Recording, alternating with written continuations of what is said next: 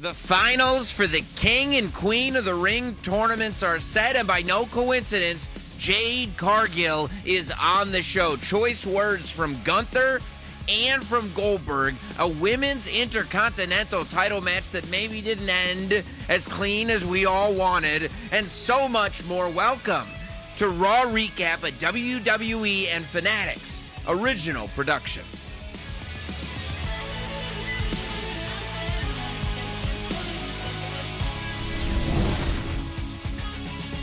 Megan, I could already feel the energy after the cold open. I promise we will talk about it. You can get it off your chest. Don't go. Not yet. I can feel it.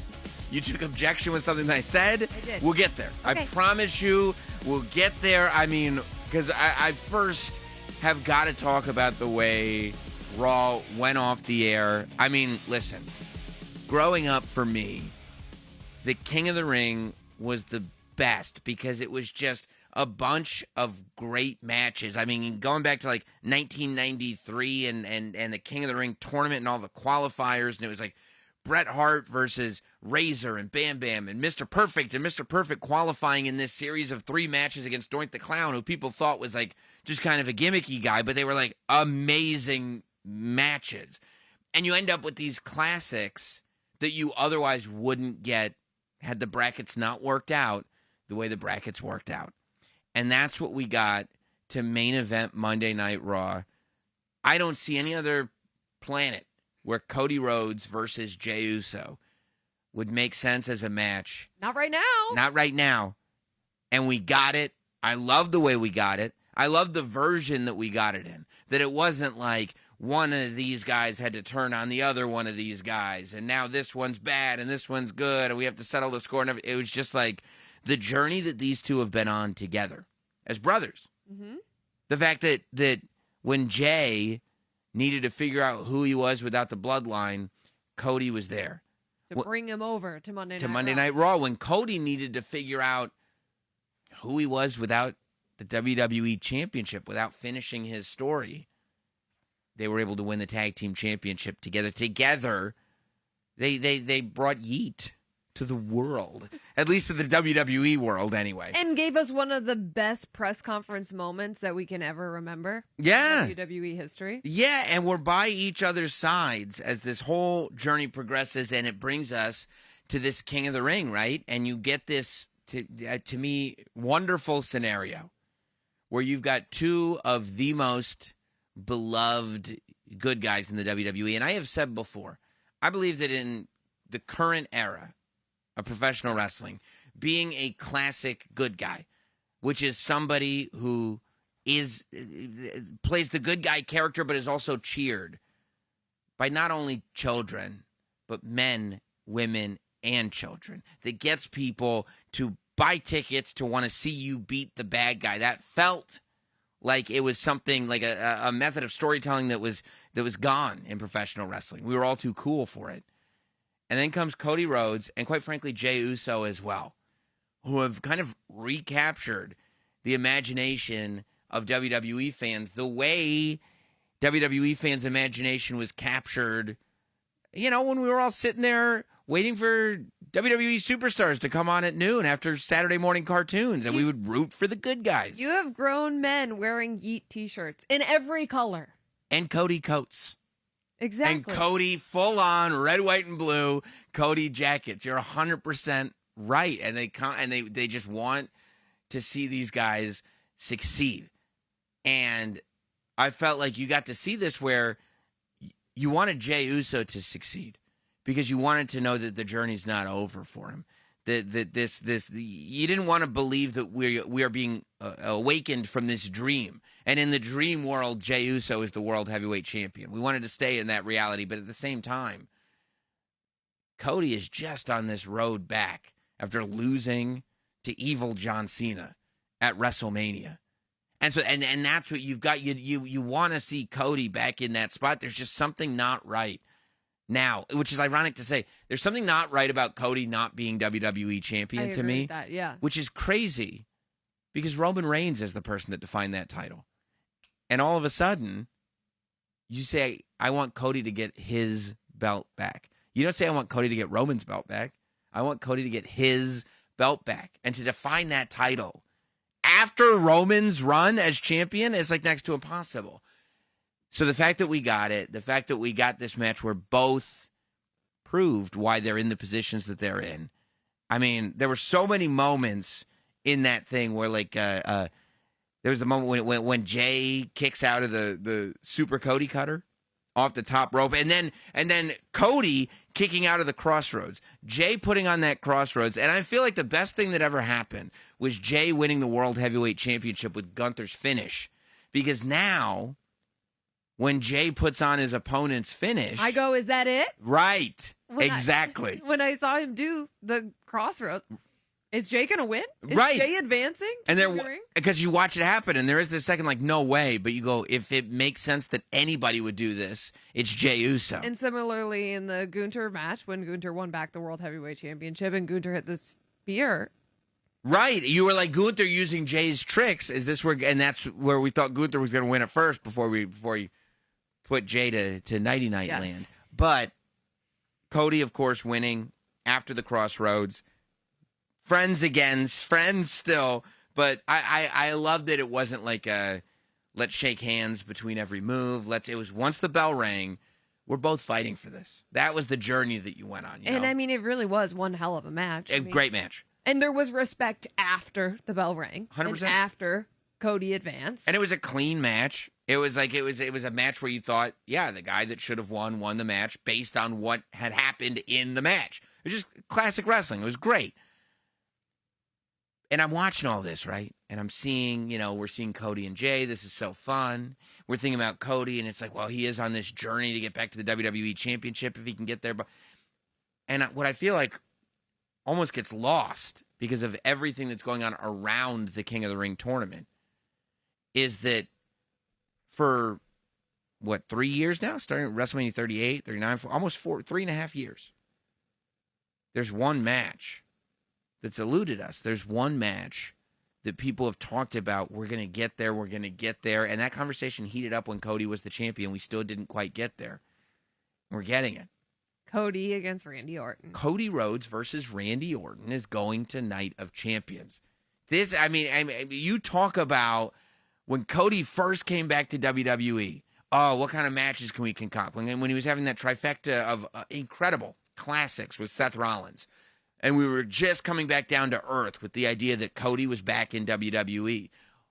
What do we want this version of Cody? Who do we want him to wrestle? What are those, dream matches? What would it be like if this version of Cody wrestled Randy Orton? And we were waiting and waiting and waiting. And then all of a sudden, not through some, elaborate story, not through some, through this tournament, we end with Randy Orton and Cody Rhodes. Not only two guys that are driven by that WWE Championship. Not only two guys that you could absolutely see headline SummerSlam. Not only two guys who both want rematches with John Cena because of the way John Cena beat them. But it's Cody and Randy. You're going back to the days of Legacy. You have to understand. When Cody was first in WWE, this is before Stardust, this is before all of it, when he was first getting his feet wet, one of the very early things that he did was he was in a group with Randy Orton called Legacy, where Randy Orton would take some of the generational superstars, meaning the second generation, third generation superstars, and bring them under his wing as a third generation superstar himself. And we watched Randy, who was already established, bring in this young Cody Rhodes, and Cody grow as a performer under Randy in a very clearly defined mentor-mentee situation. Randy is one of the greatest professional wrestlers of all time. And after leaving the WWE and coming back to the WWE, Cody Rhodes changed the entire business forever. And now those two paths that started as a mentor-mentee situation meet under the guise of the immediacy is one gets the title shot. But the reality is this is a hugely full circle moment. And it's wild because throughout Cody's title reign, we saw for probably 6 months Randy Orton gazing at Cody Rhodes' championship. That's exactly right. And we're all thinking, when are we going to get that match? When are we going to get that match? But it's so much deeper than just two of the best ever. Right. To your point, mentor, mentee. And Randy Orton saw something in Cody before we all saw this version of Cody Rhodes, before we all saw the Cody Rhodes that finished his story. But I'm so glad you brought up what you just brought up, because depending on how long you've even been watching WWE, there are chapters in this story that give this match that foundation. The idea that, yeah, when Cody was champion, we were all, let's not kid ourselves. I mean, I'm a fan. I was waiting just as we all were waiting for that other shoe to drop. We were all waiting before Kevin turned on Cody, before Kevin turned on Randy. We were all waiting for Randy Orton to turn on Cody Rhodes to try to get that title that he kept looking at every segment. He was glancing at the title. His eyes weren't locked on Cody. They were looking at the title. We were just waiting for the Viper to strike, and he never did. And you know what's so, I mean, you say the Viper, right? And Yeah. Randy Orton, I think we're all just so lucky that he's performing at the level he's performing at right now, at this moment in his career, after almost losing his career at multiple points. Sure. That I think sometimes we're just so happy he's there. We forget that he is the Viper. And Randy said in interviews, like, he's not winding down. No. He said in interviews, he's got, like, stop talking about me like, you know, like this is the last chapter. He wants to go for another, like, 5 years or something like that, he says. And guess what? Randy Orton is not sticking around the WWE for another 5 years to not be a world champion. And it's just so, there's just so much in that Randy Cody match, especially around the context of the King of the Ring final, that is intriguing. And this idea that, look, I mean, between Randy Orton and Cody Rhodes, that really does feel like it fits the title of King of the Ring of WWE. You know what I mean? In the truest, most dictionary definition of the term. Saying either Randy Orton or Cody Rhodes is the king of this promotion. Yeah, it sounds about right. Yeah. Something strikes true to that. Yeah. You know? And I mean, and then you start looking towards SummerSlam and I don't know if will get to pick the champion that they face, or who knows? Or if they have to stick with whatever brand they're on. Don't know. I don't know. I'm sure somebody knows, but I don't know. I don't make these decisions. But I'm very, very excited. There's just so much, but it's so interesting with these championships right now, because on one show, you've got John Cena, who's got this expressed goal of saying, I am here until December, and then I leave with the WWE Championship. And he's counting the days. 100%. Appearances. Yes. The appearances. Not matches, appearances. And I still want to know, a couple weeks ago on SmackDown when he showed up twice, remember he did like the 2. Does that count as 2 or 1? We're going to have to get clarification on that. I got to get Cena's lawyer on the phone. But he's going to be our next guest on Raw Recap. But Cena's lawyer. But, guys, we're going to get back to it. You know, this isn't the most pleasant topic to talk about, but we've got to. Aging.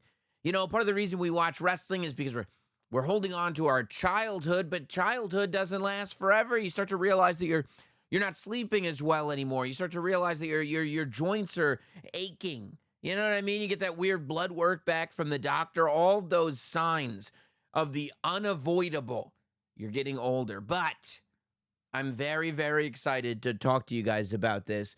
C15 from Fatty 15. Yes, C15 is the first emerging essential fatty acid to be discovered in more than 90 years. It's an incredible scientific breakthrough to support our long-term health and wellness, and you guessed it, healthy aging, I think goes along with all of that. Based on over 100 studies, we now know that C15 strengthens our cells and is a key healthy aging nutrient, which helps to slow biological aging at the cellular level. Fatty 15 is on a mission to optimize your C15 levels to help support your long-term health and wellness, especially as you age.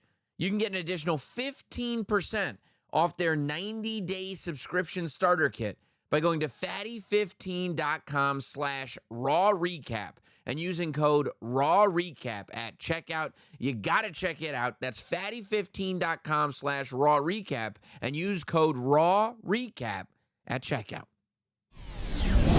Guys, still a lot to talk about, but one of the things that I have to talk to you about is getting money to friends using this, making it easy, making it simple. You know, you try to send or receive money through an app, and the thing that I hate the most is having to wait days for the money to get through. It's my money.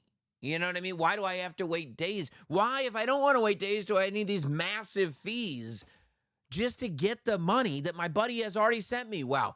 Cash App is an official partner of the WWE. As a matter of fact, Cash App sponsored Money in the Bank. You probably saw it on the briefcase in June, and has some hilarious custom ads airing during WWE broadcasts this year.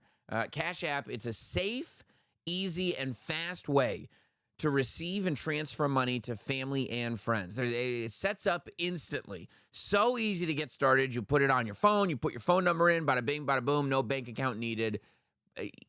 Just simple, brainless. No waiting. You get your money from your friend. It goes right in. You have immediate access to it. You're not waiting for days. And for a limited time only, new Cash App users can use our exclusive code to earn some additional cash. Yes, that's for real. There's no catch. Just download Cash App and sign up. Use our exclusive referral code RAW RECAP in your profile. Send $5 to a friend within 14 days, and you'll get $10 dropped right into your account. Terms apply. That's money. That's Cash App. I say all this to say that Michael Cole had an interview with Bill Goldberg on Raw tonight, and Bill said, and this was something that I had wildly speculated about on my Not Sam podcast, that if we were still looking for clarification on what this match was, right? That there was an assumption that this was a world title match and this was Goldberg's last match. And I said, I think it's definitely a world title match, but I don't know if we've gotten clarification on it. The internet said it was his last match, and the internet's always right. In this case, they were right this time. But typically, the internet is. I give him like a 300 batting average, which is pretty good. That's Hall of Fame numbers. It's not bad. No, it's not bad. But the part that I found intriguing was because the thing about Goldberg is that, yes, we can talk about his legacy in like the late 90s going into 2000, where he did have this winning streak that has been completely unmatched, just plowing through everybody in WCW. And quite frankly, I would argue keeping that company alive as the NWO story started to kind of cool down. Goldberg was the thing that got hot right then. But there's this other side of Goldberg, which is the later side of Goldberg, which is spoiler Goldberg, where he comes in and you go, this is a novelty. You go, this is for fun. Like, this is imagine if. Imagine if Goldberg fought the champion. What would that be like? And what a victory it'll be for the champion, right? But then guess what? Goldberg would win. Then Goldberg wins the title. Yep. That's later Goldberg is, you think it's a novelty, and then Goldberg's the champion. And that happened multiple times. So the idea that it's impossible for Goldberg to show up to Atlanta and beat Gunther is naive. It's possible. There's precedent for it. But he said it's his last match. So I go, okay, well then why? But then Michael Cole said that... It's a good journalist here, following up. Right. Like, but what happened? You said it's your last match. You said it's a world title match. So if you win your last match and you're the world champion, and then, I don't know, Goldberg said something like, you know, that's a interesting scenario, or that's quite the... I don't think he said conundrum, but the thing that he said equated to conundrum for me, which is just a little way of saying, can you imagine?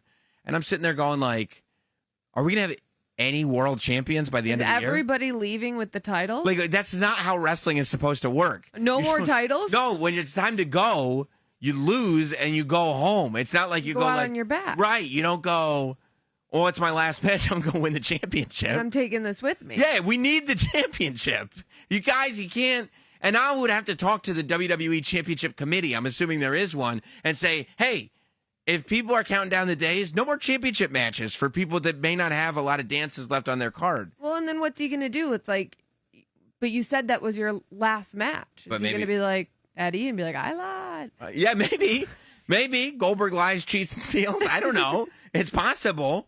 He maybe, or I don't know. But now, who knows? What if Randy Orton beats Cody Rhodes, becomes the king of the ring, and he fights Goldberg at SummerSlam? Stranger things have happened. But Goldberg said it's his last match. But then he would also be the champion. I don't know. You see, there's a lot of intrigue. However, I think if you ask Gunther, and we do not have him on the show this time because he's very rude when he's on the show. We appreciate that he's been on the show. He's very rude. He would tell you this is a foolish conversation even to have. Yeah, because he said Gunther's a one-trick pony. No, he said Goldberg. Gunther said Goldberg. That's why he's rude. You say these things. I apologize. Okay, this is... Gunther said that Goldberg is a one-trick pony and that it is no longer 1999. He did. And we may be partying like it is, but it isn't. Okay? He comes out, and Gunther has this way of saying Bill Goldberg's first and last name. It's my favorite. It's very insulting. Like, I couldn't imagine, like, if it was like it would almost be like if, like, listen, Sam Roberts. I'd be like, that's my name. Why are you saying it like that? Just the way he says Bill. Yeah, Bill Goldberg. Like, who are you doing the show with? Megan Morant? You're just like, why? It's my name. Why do you have to put a little stank on it? I think it's because Goldberg is this like superhero, but then when you put the emphasis on Bill, it's like a guy named Bill. I mean, Gunther has this way about him where he kind of makes all of his opponents laughable. Because I think to Gunther, almost everyone is laughable. Yeah, I would say that's a very fair assessment. I also don't love that Gunther has such a way with the English language. It's not even his first language. He just took that from us, too. He's better at that than we are as well. Thanks a lot for leaving nothing for us, Gunther. But so he gets in there and he says that Bill Goldberg ruined his championship celebration. And it's interesting with Gunther, right? Like, he's so atypical of not only champions, but just pro wrestlers in general. And I mean that in the best possible way.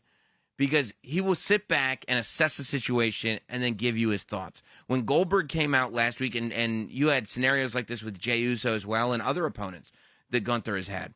But when Goldberg comes out, Gunther kind of backs up and walks away. And then he goes home and he sits with it for a while. And then he comes back this week and he's got a lot to get off his chest. He says Goldberg's a one-trick pony. No, he said a 58-year-old one-trick pony. Which, by the way, it's tough when you're a one-trick pony as you get. I mean, any pony getting older, it's difficult. Being a pony is a young man's game, but is Goldberg a one-trick pony? You know, this is an old pony. I think if you still have a trick at 58, you're doing pretty good, right? Here's the thing. Goldberg's one trick is literally one of the greatest tricks of all time. Like, Goldberg's one trick beat everybody. I mean, everybody. Quickly. Yeah, he beat everyone. He beat Hogan in the Georgia Dome. One trick pony. Like, he beat everyone. The trick's working. Yeah, so this one trick, don't get caught in the one trick. But I do like what you point out about Gunther because we see a lot of people acting with pure emotions. And Gunther is a superstar, is a champion that doesn't do that. He processes. Yeah. When he starts to feel emotion, and maybe that's what it is. Like, most people retreat when they're scared. For Gunther, it's almost like, I'm feeling emotion. I need to leave, right? I'm feeling. I need to go, get this feeling away from me, and let my brain take over again. Because, we make mistakes when we go off of our feelings. And then he comes back with straight insight. Right. 58-year-old one-trick pony. Then he apologizes in advance. And he says, I apologize in advance to the wife and the son of the man who used to be Goldberg. And it's just like, woof. When you're Goldberg, he said his age. He said, I know I'm 58 in the interview with Michael Cole. Like, he's aware of this and aware that there is this, like, what is Goldberg at 58? We know what Goldberg looks like. What does Goldberg at 58 look like? And the fact that Gunther is really making it like the man who used to be Goldberg, that's not what Bill Goldberg wants to hear right now. And then he says, Gunther says that he feels that he has a responsibility to kill Goldberg's legacy, to just dismantle it. And I start going, you know, I've been podcasting about this fantasy world where, like, Goldberg could win the title. Maybe he goes to SummerSlam. Maybe whatever. I mean, who would have thought Goldberg beats Gunther at Saturday Night's Main Event? But then Gunther said, I've taken it as my responsibility to kill Goldberg's legacy. And I realized there I was fantasizing again about who might beat Gunther. And what do we talk about? What happens when you fantasize about the person who's going to beat Gunther? Who brings you back to reality? Goldberg. You think Goldberg? Well, no, when you fantasize about who's going to beat, I mean, Goldberg in this situation, right? No. Goldberg is this dream scenario. Dream scenario. Can you imagine if? But you're lost up there, and can you imagine if? And Who's the guy every single time? Can you imagine if Jey Uso was able to beat Gunther again? Can you imagine if this one could beat Gunther? And Gunther's like, imagine all you want. This is the reality. This is inevitable. Yeah, this is the crushing reality that is Gunther. Is Goldberg's it's a lot of G's. A lot of G's. Is Goldberg's legacy solidified enough that it can't be touched? No, you could touch. Here's the thing: you could touch any legacy, especially if you're in the ring doing the thing. Like, I mean, losing doesn't destroy legacy, but like Gunther embarrassing him, that would be tough to get past. That would be really difficult. I mean, dude, there is so much going on right now. We were talking about the King of the Ring. We were talking about Goldberg and Gunther. But we also have our Queen of the Ring final solidified. Asuka and Jade Cargill go to Night of Champions to compete for the Queen of the Ring. And that leads us to our first guest here on Raw Recap. We're going to get right back to it in a minute, but I want to provide a service to you. My life just got easier, and I want yours to get easier, too. How did my life get easier? See this thing that I got in my hand right now?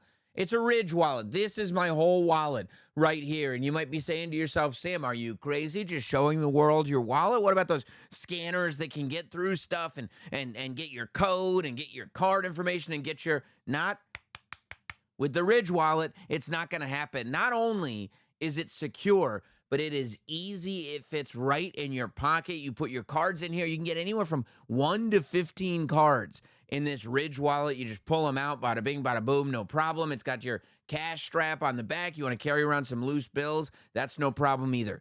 These things come in every color that you can possibly conceive of, and they are so convenient. Wherever you're going, if you're going to an airport, if you're just driving around and you got all these cards on you. You know, for guys, it's like we either have those big, thick Costanza wallets or we just have cards floating around in our pockets and we can never find anything. This is the end of all of it. Not only are you secured, but people are going to think that you're more organized than you've ever been in your life. It's just a good look, okay?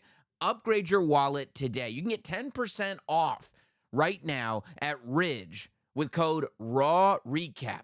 That's Ridge.com/raw recap. You get 10% off. And when I see you and you see me, we say hello to each other. Wallet buddies, slap wallets. It'll be great.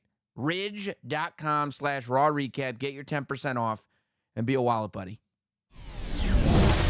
Joining us from backstage at Monday Night Raw right before she heads to the King and the Queen of the Ring to the finals of that Queen of the Ring tournament, Jade Cargill. How are you feeling? I'm doing great, guys. How are you all?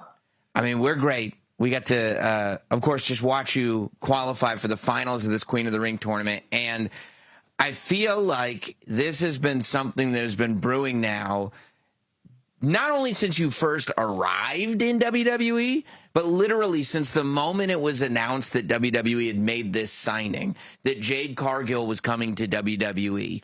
Really the only place that fans like myself were putting you was in the main event. And the question became, when does she get there? The question, it became all about potential and the potential of Jade. When do we see that potential executed? It feels like we're on the precipice, finally, of seeing that potential be executed.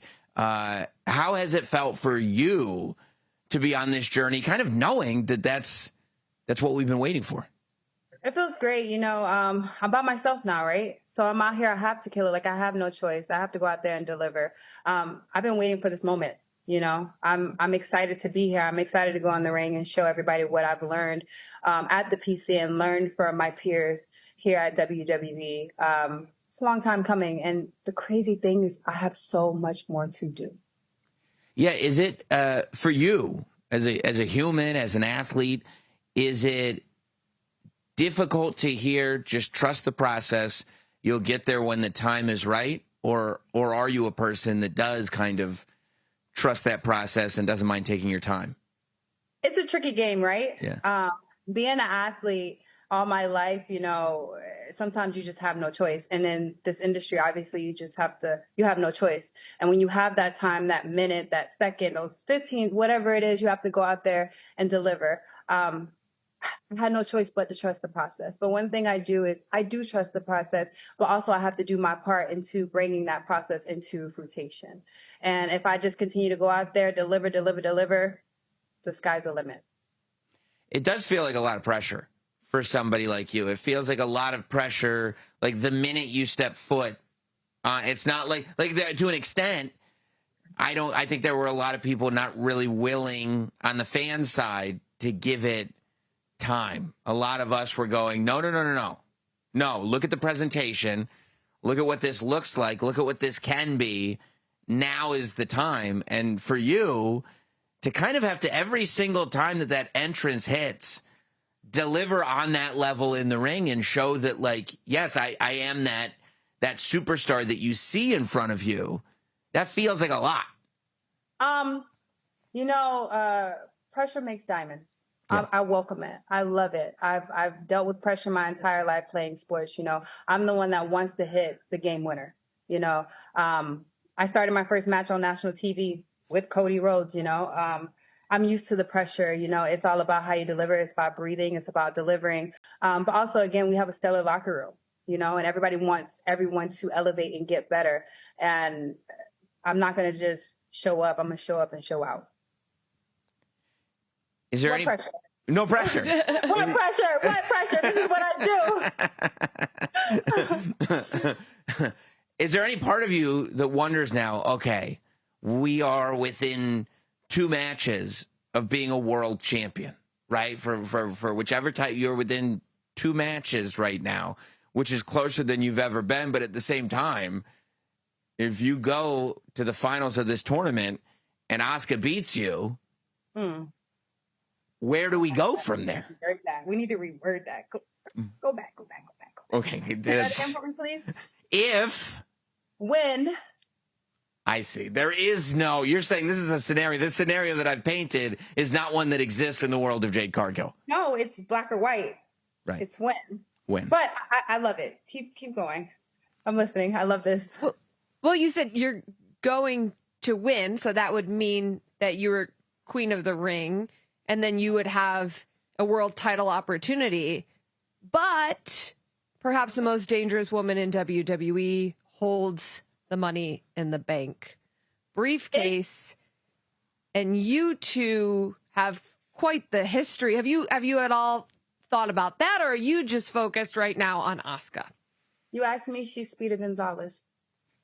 So you tell me what I should be afraid of. If anything, she should be afraid of me. She always sneak attacks me. That's what she's great at. She's a specialist in that. I think that she's great.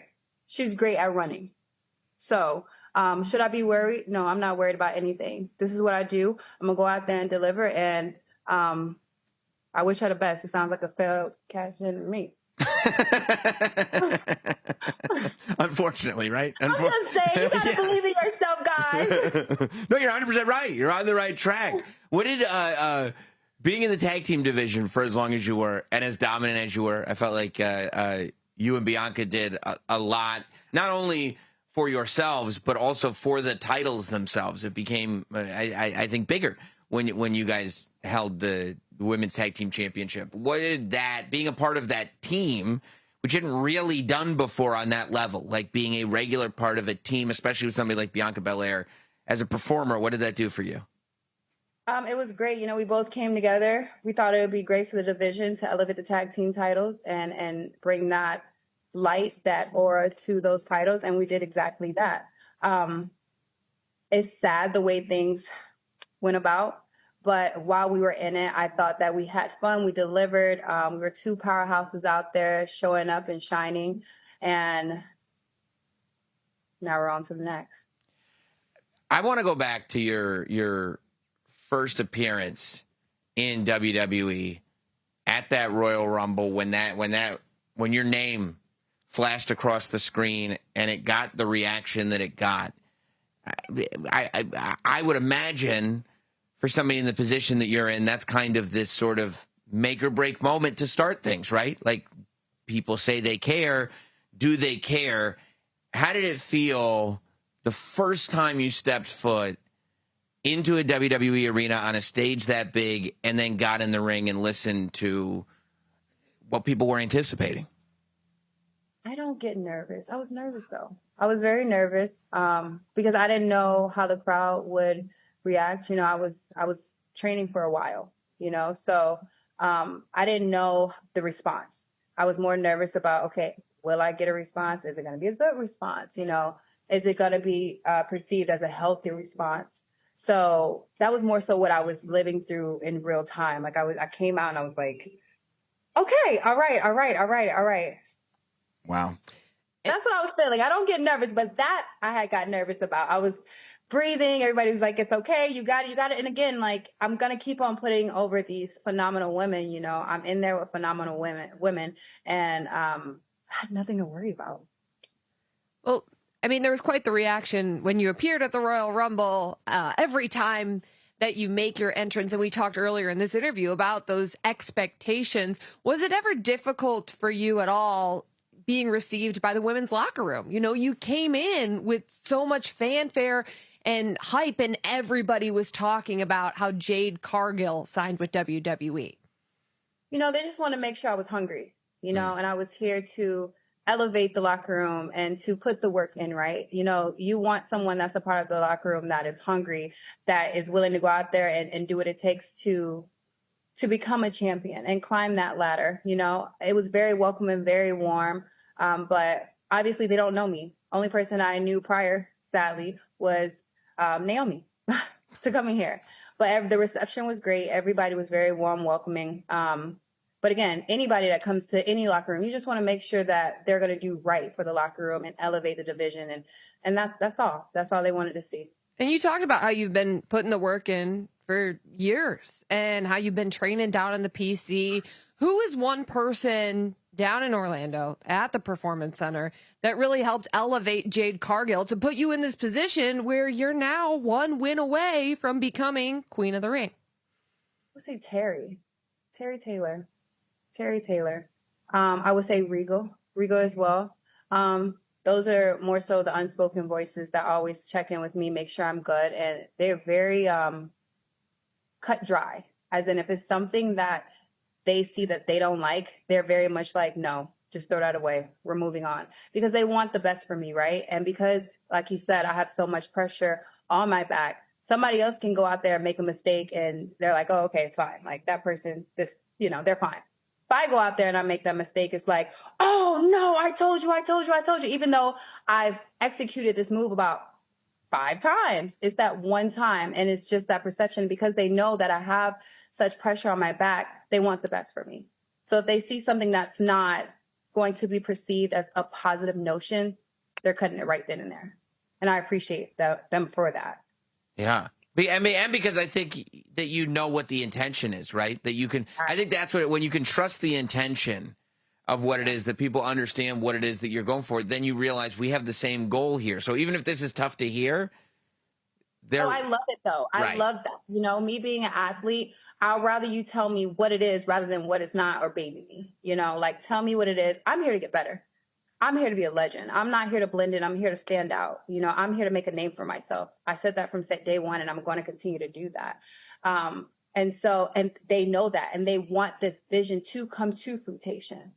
So because of that, they're not going to baby me, and they're going to make sure that I'm doing what needs to be done and put in the work and to show what I've been doing.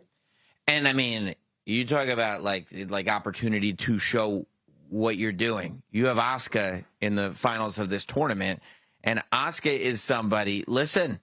Asuka has been Asuka has been off TV. Asuka is somebody that fans know. When you put Asuka's name on a poster for a premium live event and say our women's main event of this show is featuring Asuka, you're in for a fight. You're in for a classic match. You're in for a knockdown drag out. Like, this is an Asuka PLE match. And this is the match that you find yourself in. And pressure being what pressure is, it feels like this is an opportunity for you to go, listen, it's not just an Asuka match. Look at who the dance partner is. Yes. Again, I'm not nervous. And I think that more so than anything, when people ask me, they talk about pressure and they talk about nerves.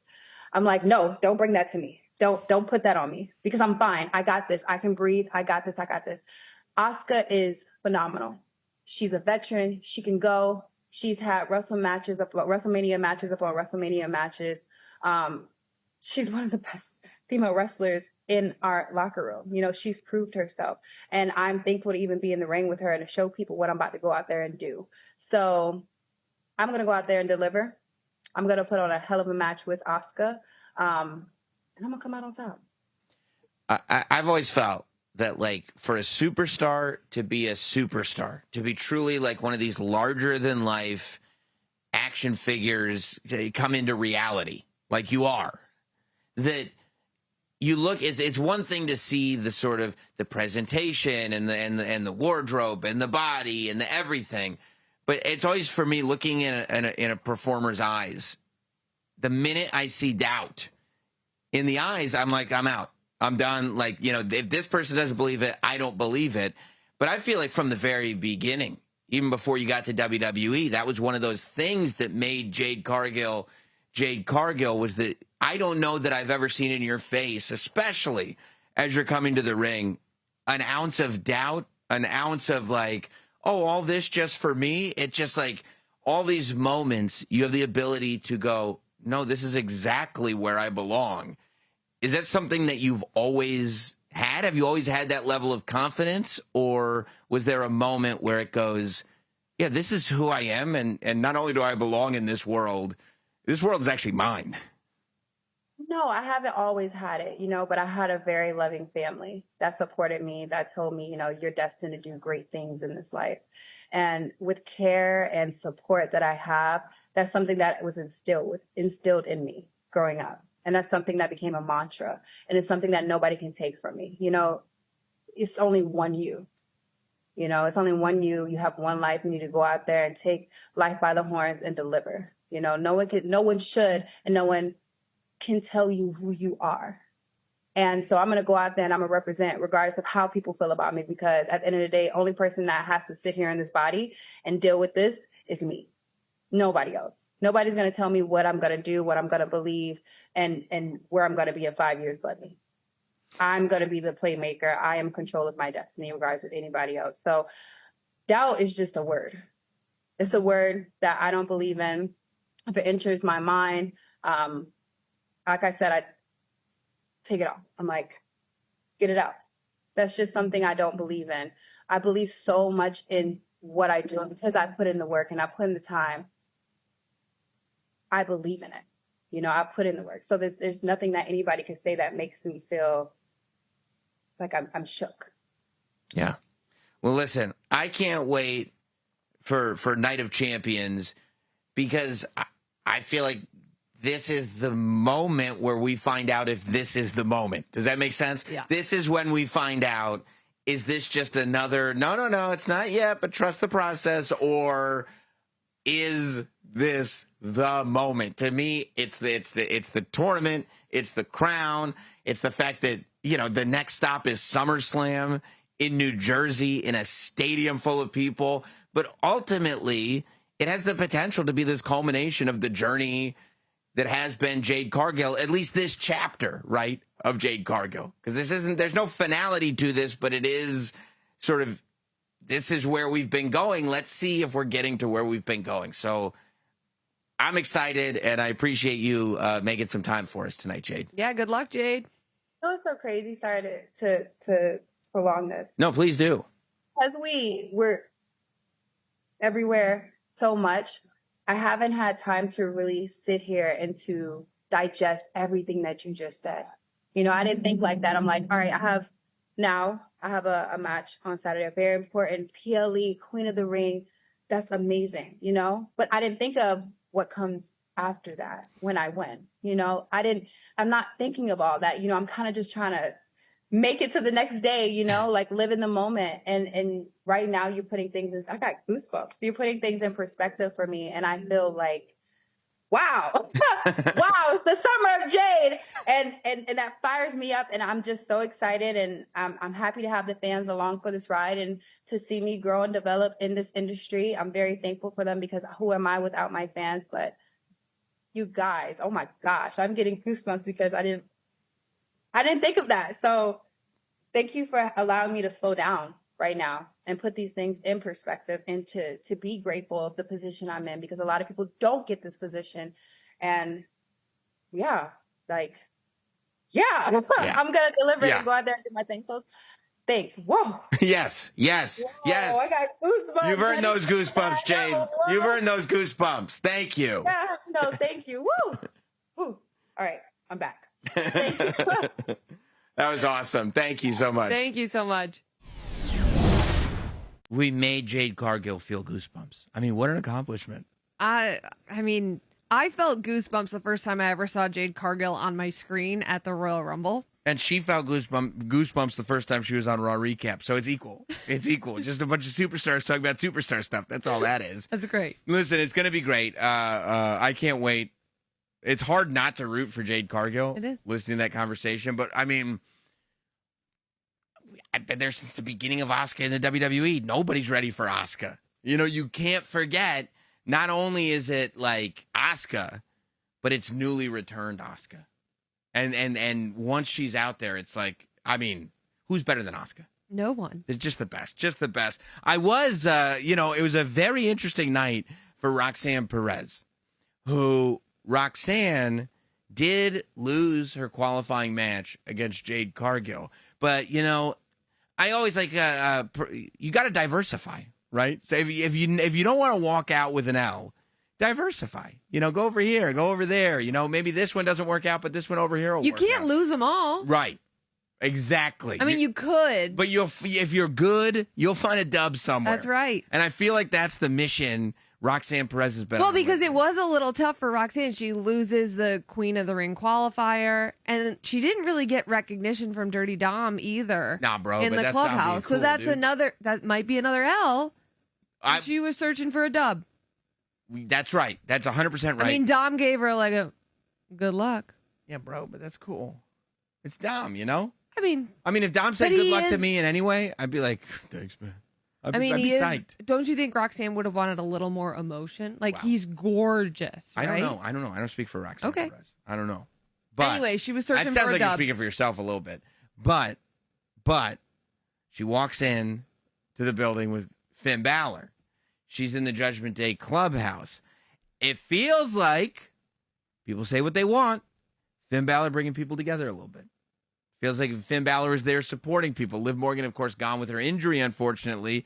Dominic Mysterio, unable to compete against AJ Styles, but still there, not with an injury that should clear up pretty quickly. Finn Balor using that opportunity to bring people together. He was hyping up everybody. Or do you think it's like next man up mentality, right? In the Judgment Day? Like, Liv's out, we got to go next man up, and that might be Roxanne. Right, because this thing keeps moving. You know, and look. I mean, I don't like it because I think I'm Team Liv. Okay. But I do like. This is tough. Go ahead. Because I feel like Finn doesn't have the best of intentions. There's no way. What makes you feel that way? I see past Finn Balor and his smirk. Even behind all that beard? stirring the pot. He doesn't forget about what happened at WrestleMania. Finn Balor smiles a lot He more may now act than he like ever it has. doesn't bother him, Mhm. but it bothers him. You think so? Oh, without a doubt. It's under that muscular Irish skin. And he's hiding behind the smile. Yeah, well, he's smiling about something. But by the end of the night, Raquel comes out, calls out Rhea Ripley, which I'm like, that's nuts. Don't call out Rhea Ripley. But she called out Rhea Ripley. Rhea comes out. First, it doesn't go right for Raquel. Then it starts to go right for Raquel. You know who convinced her to call out Rhea Ripley? It was Finn Balor's advice. But listen, all's well that ends well. I was wrong. When I said don't call her out, I was wrong. Because all's well that ends well. I was being intimidated by it because I forgot I don't have a group as strong as the Judgment Day watching my back. I got you. You know what I mean? So it doesn't work for me as well. So. Wow, thanks. Well, yeah, that's why I can't call out Rhea Ripley. Okay, do you blame me? Do you have my back? I would have your back, but it would be useless. Okay. Rhea Ripley, come on. At least I do appreciate it. I appreciate the attempt.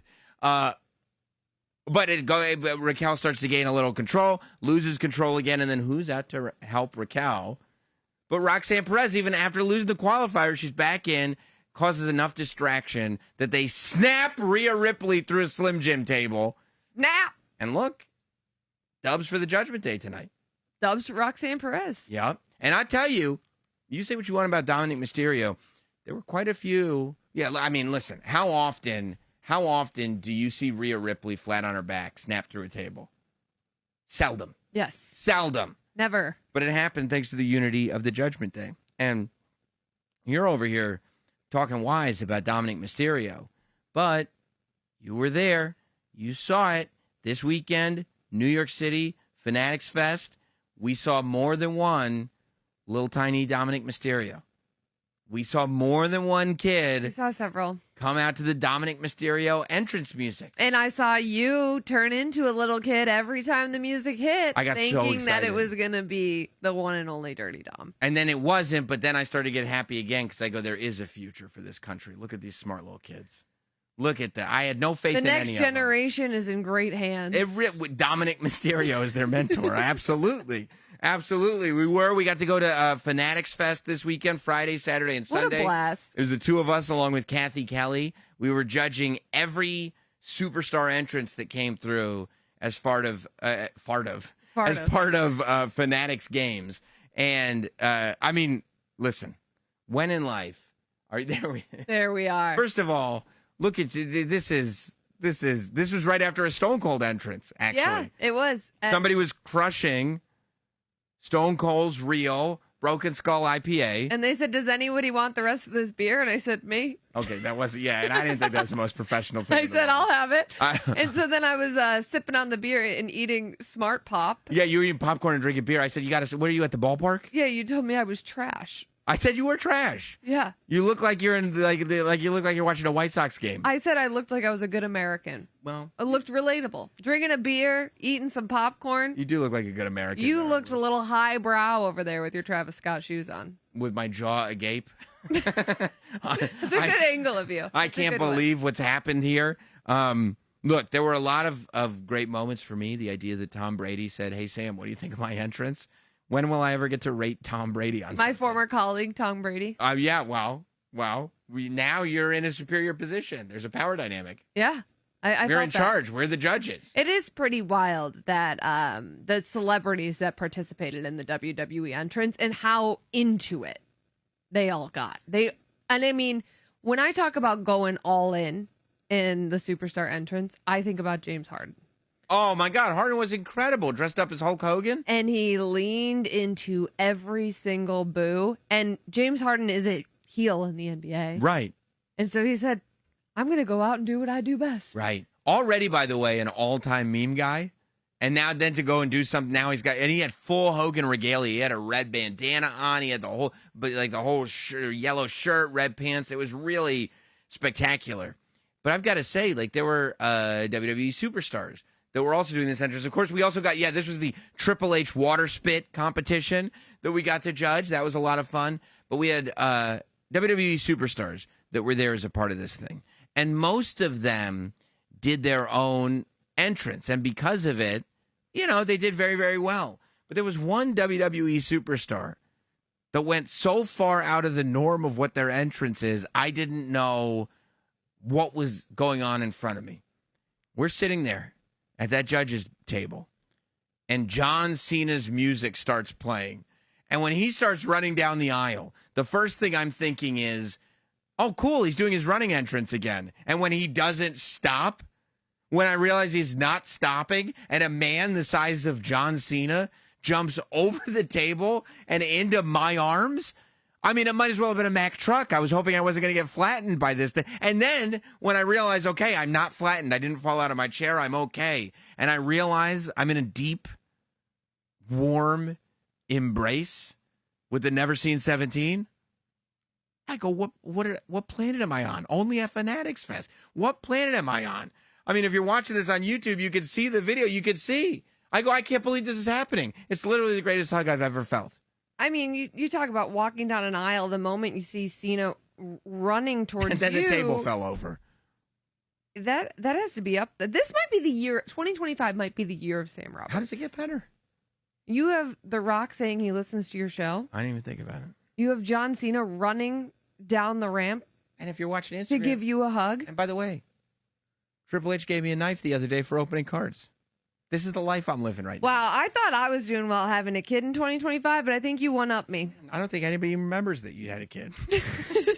They're all talking about the knife and the hug. Everybody's talking about it. The year of Sam Roberts. I mean, I don't know.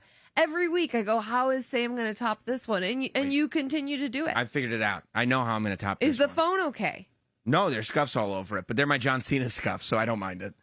Well, I love it because I've always called you out for not having a case on your phone. And as your phone is on the ground, turned upside down, and John Cena runs away, I said to you, that phone's 100% going to be cracked. And you said, yeah, I don't care. Right. Okay. Thank you. Thank you. People go, how can you have no case on your phone? When you looked at it, was glass first on concrete. Yeah. After John Cena had knocked it down. Tell me the truth. Was I just saying it? Did I care? Didn't care whatsoever. No. No, he could have my phone. You probably didn't wash the clothes you wore because that's your John Cena hug outfit. I'm still wearing them. That's stinky. He hugged me. Well, listen, I'll tell you what I'm going to do. I'll tell you how I'm going to one-up it, okay? I'm going to look cooler than I've ever looked before. You know how I'm going to do that? And I know you're thinking, how? I don't understand how anybody could look. I am. I know how I'm going to look cooler than ever before. That's with the Fanatics Fest Antisocial Social Club WWE collaboration. People said, oh, we can only get this at Fanatics Fest. What if I missed out? Well, good news. Right now, if you missed out on this, if you weren't there and got to get your hands on that merch, you can get the merch right now. If you missed the gear, WWE just dropped the Antisocial Social Club official collab.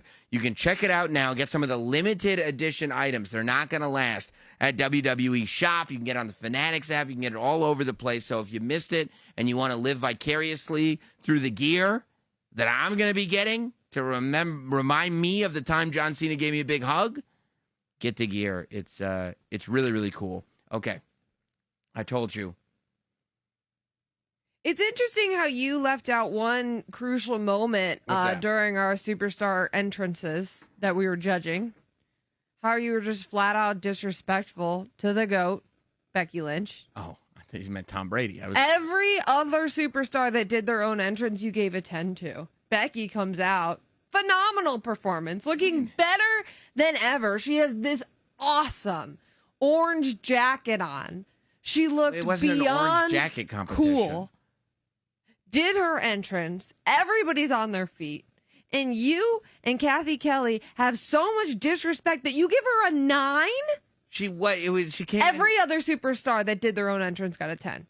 And I just think you have personal issues with her. I don't have any personal issues with Becky Lynch. Then what was the reason for the 9? Because she didn't give it her all. She came in with a chip on her shoulder like we were lucky she was there. We were lucky she was there. God. She changed the whole industry. She doesn't need to do anything. We're at Fanatics Fest. We're not talking about changing the whole industry. Michael Rubin changed the whole industry. What are you talking about? Becky Lynch changed. It's Fanatics Fest. Yeah, we're literally doing entrances. I'm going like, I'm going to give her a 10 on her superstar entrance at Fanatics Fest because she changed the whole industry. She deserves it. Is there anything she doesn't deserve for changing the whole industry? No. You know what I deserve? What? A nice clean finish on a Women's Intercontinental Championship match. How about that? How about that?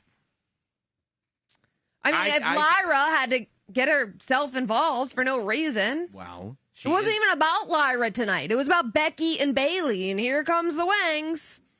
Lyra's going to get them Wangs out on a Monday night, okay?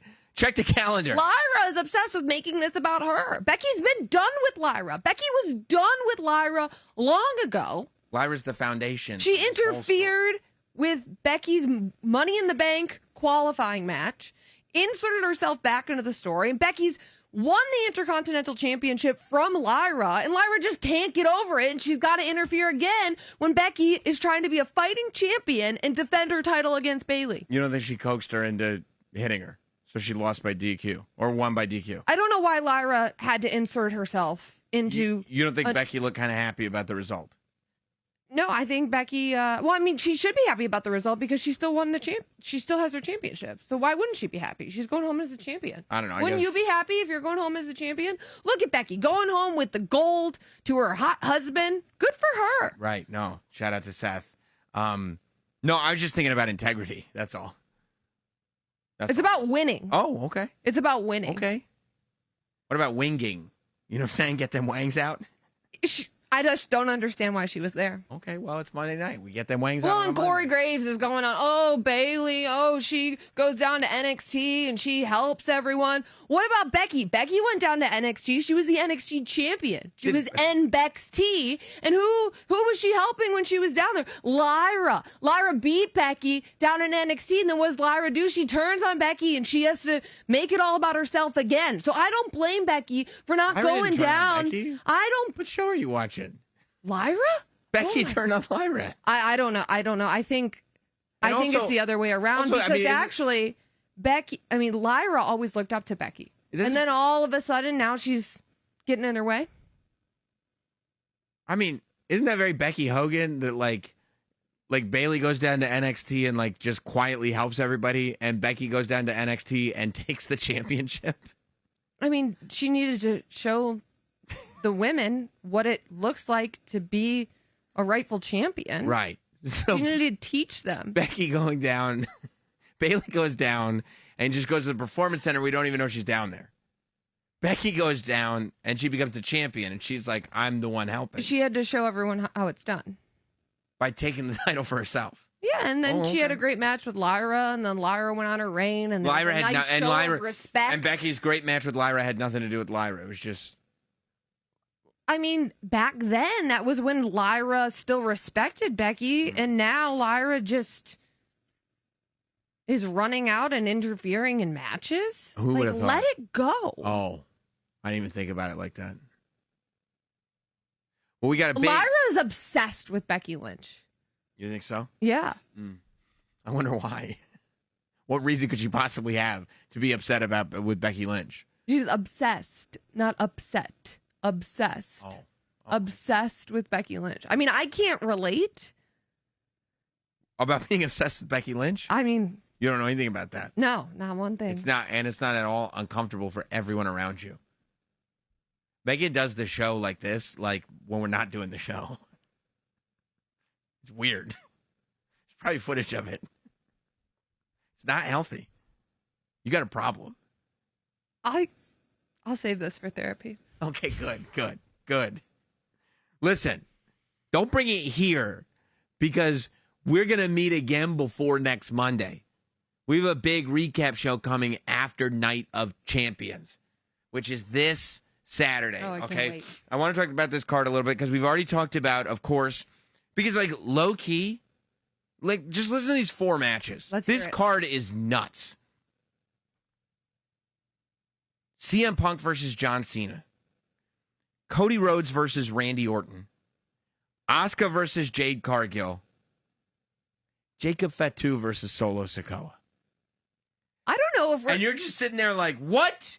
Like when did like under the radar, this is one of those cards that you're like, all on the same show? Yeah. All on the same show.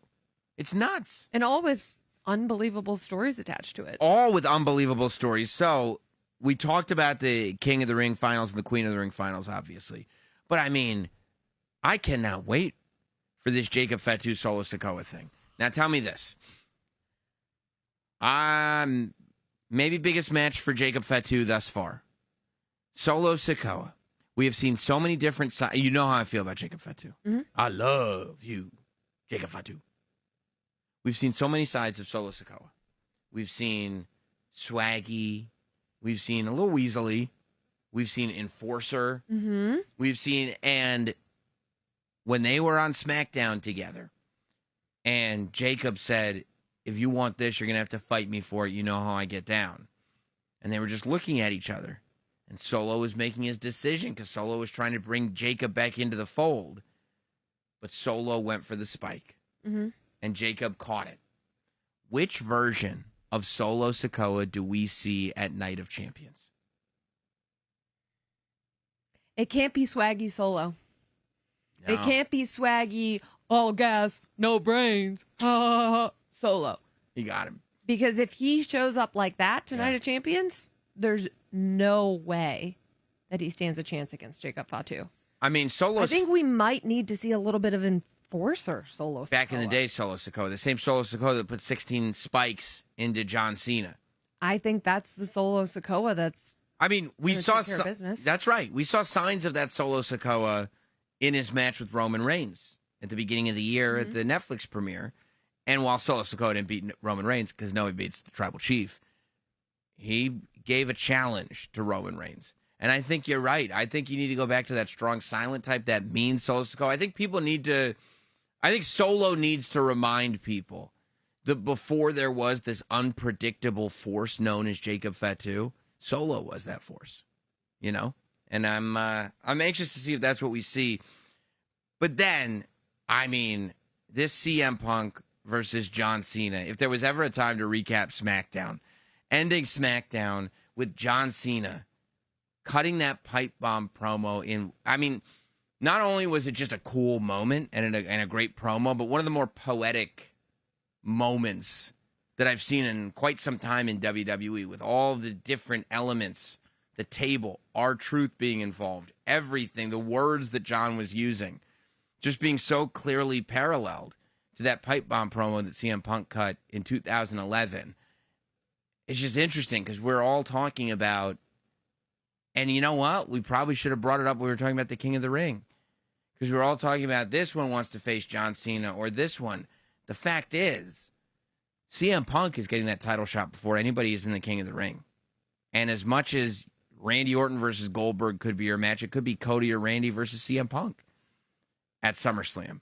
How have you felt about going towards, again, you go back to matches that the minute people realized were a possibility, they started talking about Cody versus Randy. The minute John Cena said, I'm coming back for a year, and that's it, Punk was the first name on everybody's list. How do you feel about the fact that we're actually getting it? Well, it was kind of a question of how are we going to get there? Right. And so we saw John Cena say, you know, if you want to fight me for this championship, you're going to have to do it at Night of Champions. Yes. And so I'm excited about it. But until Friday night on SmackDown, when you see John Cena cut the pipe bomb promo,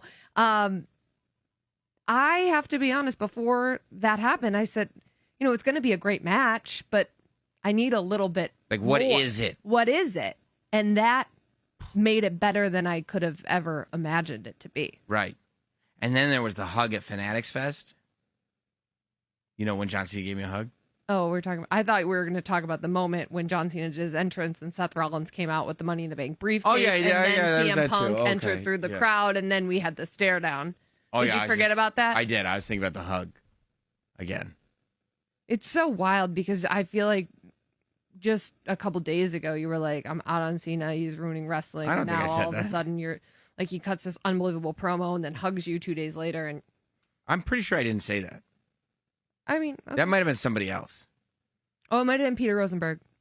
We look alike. A lot of Yeah. people get us confused. Yeah, I think it was Peter that said it. Yeah. He would say something like that. Me, Mhm. I don't think so. No. He's never seen 17 as far as I'm concerned.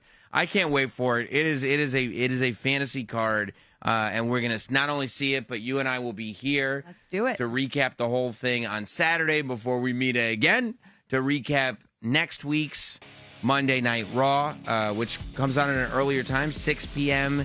Eastern here in the United States. Thank you all for being here with us. Don't forget to subscribe across all audio platforms, Apple, Spotify. Check us out on YouTube. Leave comments, hit like, and we'll see you in just a few days after Night of Champions.